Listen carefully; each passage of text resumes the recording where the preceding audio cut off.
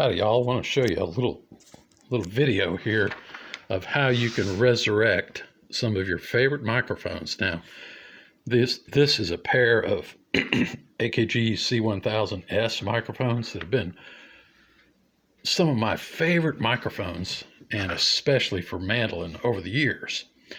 However, these things are approaching, oh gosh, how old now? They've got to be 2 decades old.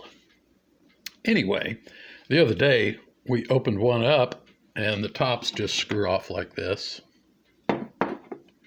And inside, the internal foam windscreen, I'll show you close up here, has completely just dry rotted. I mean, it's just turning to powder. So of course I go on AKG's website and some other websites trying to purchase a new internal windscreen. I finally found them, and they were like insanely expensive, $20.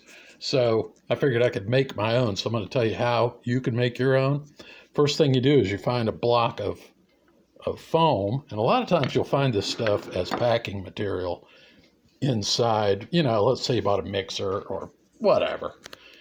What you want is open cell foam, and you can tell if it's open cell if you can put it up to your lips and blow through it. Closed cell foam, you cannot. Another way to check would be to see if it absorbs water, you know.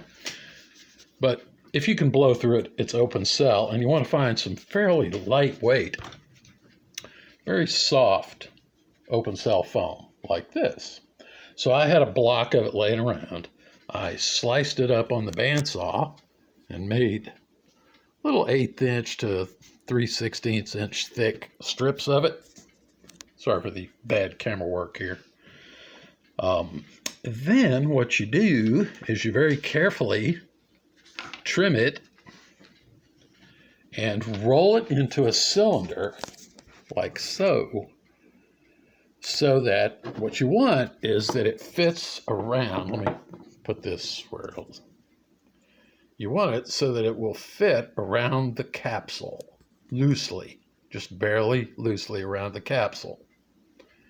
And it needs to be a little taller than the capsule. So you make that cylinder, and I found this multi-purpose cement at the dollar store. It smells exactly like what we used to call airplane glue, or Duco cement would probably work. Anyway, you make the little cylinder. And I put a little glue on there and then held it with some tape until it dries. Then you take a square of it and you put a little bit of the cement on the end of it, and you glue the cylinder down to a square. Like so. Because I have no way to mold this thing. Ew, that's gross.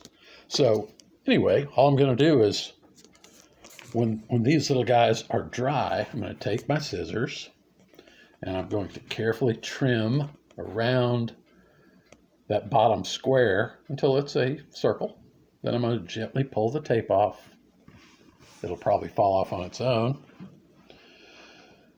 And then slip them down on the capsule and screw the windscreen, or they're not really windscreens, they're just screens, back over, and we'll be good to go for another 10 or 15 years.